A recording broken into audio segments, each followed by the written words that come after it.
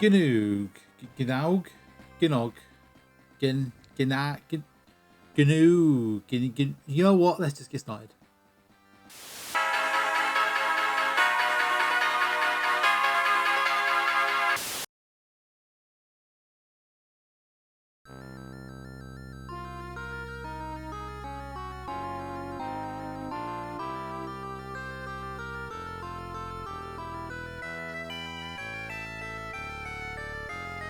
So you might remember this one from a couple of episodes back. Remember when Jazz was running glade lances through its paces?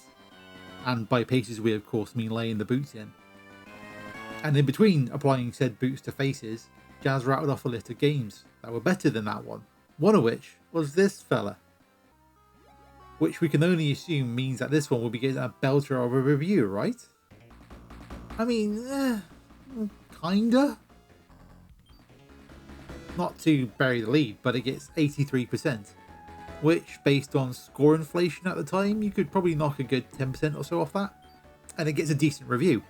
The different look of the game is held up as one of its strengths, talking about the multi-layer parallax scrolling, special effects, and end-level baddies. And you know, it does look good. There's like an interesting half rotation effect going on early doors, as a bit of a Mode 7 vibe about it.